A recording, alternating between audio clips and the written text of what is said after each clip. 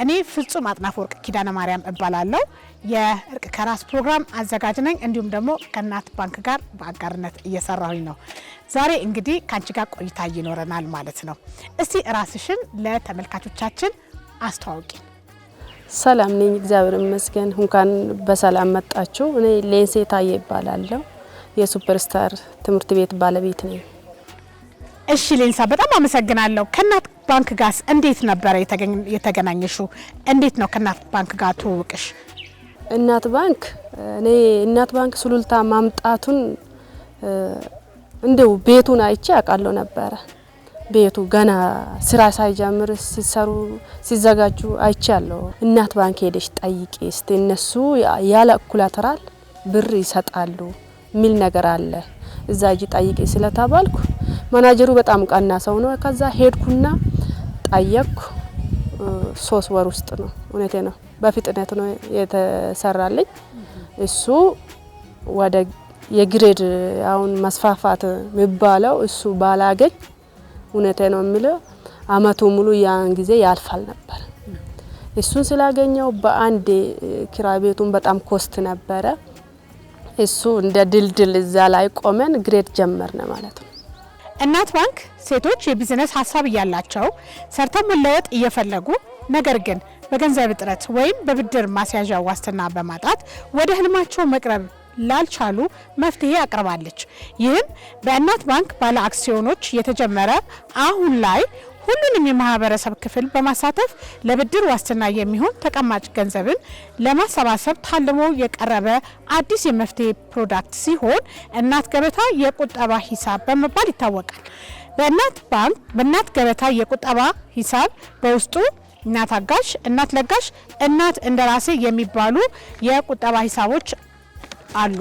ላስቀማጩ ከፍተኛ ወለድ እየታሰበለት የተቀመጠውን ገንዘብ ዋስትና ማቅረብ ለማትችል ወረፋ ላይ ለምትገኝ ሴት እንደ ማስያዣነት የሚውልበት ልዩ የቁጠባ ሂሳብ ሲሆን ያስቀማጮቹ ምርጫም ብድሩ ለሚያውቋት ተበዳሪ እንዲሰጥላቸው ከሆነም ገንዘብ አስቀማጮቹ ብድር እንድትወስድ የፈለጉትንም ተበዳሪ ይዘው በመምጣት ብድሩን እንድታገኝ ማድረግ ይችላሉ። በተጨማሪም የእናት ባንክን ራዕይ የሚጋሩ እና ነገር ግን ለዋስትና የሚሆን ትልቅ ብር ማስቀመጥ ለማይችሉ ሰዎች ደግሞ ከ1 ብር ጀምሮ በ6265 የአጭር ቁጥር ወይንም በቴሌብር ሱፐር አፕ በኩል በኪውአር ኮድ አማካይነት ገንዘብ ለመለገስ ታታሪ ሴቶች የብድር አገልግሎት እንዲያገኙ የበኩላቸውን አስተዋጽኦ ማድረግ ይችላል። እንግዲህ አንቺም የዚህ እድል ተጠቃሚ ነሽ። ለዛሬው ስኬትሽ የእናት ባንክ አስተዋጽኦ ምን ይመስላል? እናት ባንክ ከሱፐርስታር ጀርባ ያለው እናት ባንክ ነው። ለምን ጀርባ አጥንታችን እሱ ነው፣ እናት ባንክ ነው ማለት ይሄ እሱ ያን ጊዜ ብሩን ባናገኝ ኑሮ ግሬድም አይከፈትም፣ እንደ ክፍለ ከተማ ትልቅ አጀንዳ ላይ እንጠራም፣ እንደ ኦሮሚያ አንታወቅም ነበር። እሱ ያው ስማችን ያስጠራናል ብዬ ነው የሚያስበው እና ሱፐርስታር እውነት እናት ባንክ ሁለታችን ነው። የፋይናንስ አቅርቦቱን ከማግኘትሽ በፊት ምን ተግዳሮቶች አጋጥሞሽ ያውቃሉ? ወይም ደግሞ ምን አይነት ችግር ነበረብሽ? በአቅም፣ በገንዘብ፣ በፋይናንስ ማለት ነው። እናት ባንክን ብድር ሳላገኝ በፊት ፈተና የነበረው እኛ ሂልማችን ግሬድ ነው ምን ፈልገው። ለምን የእውቀት ችግር የለብንም፣ እኛ የምንቸገረው ፋይናንስ ችግር ስለሆነ እስካሁን አሁንም ራሱ ለግሬድ ብቻ አይደለም ሂልማችን ከዛ በላይ ነው እና እናት ባንክን ሳናገኝ በፊት ታፍነናል። ኬጂ ላይ መቆየት የለብንም የምን አላማ ስለነበረን እናት ባንክን ሂዘን ደግሞ እዛ ያሰምነው ግሬድ ማግኘቴን በጣም ደስ ይለኛል፣ ኮራት ይሰማኛል። ይሄ ነው ትልቁ አጀንዳ። እናት ባንክ አለመሆኑን ባይሆን ኑሮ እውነቴ ነው የምልሽ ግሬድ ያን ጊዜ ዛሬ ሊሆን ይችላል ነበር። ያን ጊዜ 2 አመት 2 ሚኒስትሪ ስናስፈትን የነበረው እዚህ እስከ ዛሬ ታሪክ ምናወራን አናገኝም ነበር። እስቲ የብድሩን ሂደትና ከዛ በኋላ ደግሞ ብድሩን ካገኘሽ በኋላ በንግድሽ ላይ ያለው ለውጥስ ምን ይመስላል? አግዞኝ አይቼ ተለውጬ ያየሁት ነገር ስለሆነ ከኔ በላይ የእናት ታሪክ ማወራ ሰው አለ ብዬ አልገምትም። ለምን የተጀመረው የነበረውን እሱን ካገኘው በኋላ እጄ ረጅም ብሎ አሁን ሚሰማኝ ብዙ ሰው አለኝ። ከዛ በፊት ግን ሚሰማኝ ማንም አልነበረም። ሰው ደግሞ ሲሰሪ ነው ሚሰማሽ። ለውጥ ስታገኚ ነው ጓደኛ የሚሆንሽ እና እውነት ለመናገር በእውቀት ሳንቸገር በፋይናንስ ተቸግረን ነበር።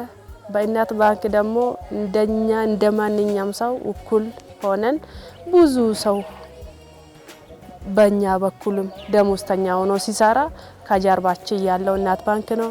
ከማንም በላይ ደግሞ ካሁኑም በኋላ እኔ ተስፋ ነው ብዬ የሚገምተው ያለ እኩል አተራር ስለሚሰጣው ማንም ባንክ የማይሰጥ ወሊዱም ደግሞ ግለሰቡ የማይጎዳ በተለይ ለሴቶች የተቋመ ድርጅት መሆኑን በዚህ ማሳወቅ እወዳለሁ። የፋይናንስ አቅርቦቱን ከማግኘትሽ በፊት ምን ተግዳሮቶች አጋጥሞሽ ያውቃሉ? ከራሴ ሲነሳ ከራሴ መቼም ራሴ ሳላደርግ ለሌላ መልእክት አላስተላልፍም። እናት ባንክ ማንኛውም ሴቶች ወንዶችም ደግሞ እንደ ማንኛውም ባንክ እኩል እንዲተጠቀሙ ድጋፍ ብድሩንም እንዲወስዱ እኔ በራሴ ብዙ ሴቶችን አስተዋውቂያለሁ። ለወደፊትም ደግሞ ይሄ ሼር ሆልደሩ ሰፋ ብሎ ባንኩ ማደግ ስላለበት ከስተመር እኔ ከዚህ ብራንች ጋር ያለው ራሱ እንዲሰፋ ብራንች ራሱ ወደ ጫንጮ ራሱ ቅርንጫፍ ቢኖረው ብዬ ራሱ ማወራበት ሁኔታ ነበረ እና ለእናት ባንክ እኛ ፕሮሞሽን አይደለም ፕሮሞሽን ብዙ ሰርተናል። የመዝጋ ትምህርት ቤታችን ላይ ከሄድ ኦፊስ የመጡ ነበር ማርኬቲንግ ዲፓርትመንት እና ሲያስተዋውቅ ባለቤት ታሜ ወተቱ የሚጠጣ ስጋው የማይበላ ማን ነው ብሎ ወላጁን በሙሉ 300 ወላጅ በላይ የሆኑትን አዳራሽ የከተማው አዳራሽ ላይ ጥያቄ ነበር። ከዛ ሌሎቹ ግመል ይላሉ፣ ሌሎቹ ፍየል ይላሉ እና ያን ቀን ብትቆዩና በጣም የሚያምር ቀን ነበረ እና ስጋው የማይበላ ወተቱ የሚጠጣ እናት ተብሎ ነው የተመለሰ እና እናት በዚህ መግለጫ ያን ቀን በደማቅ ሁኔታ ነበረ ያስተዋወቀው። ብዙ አካውንቶች ተከፍተዋል።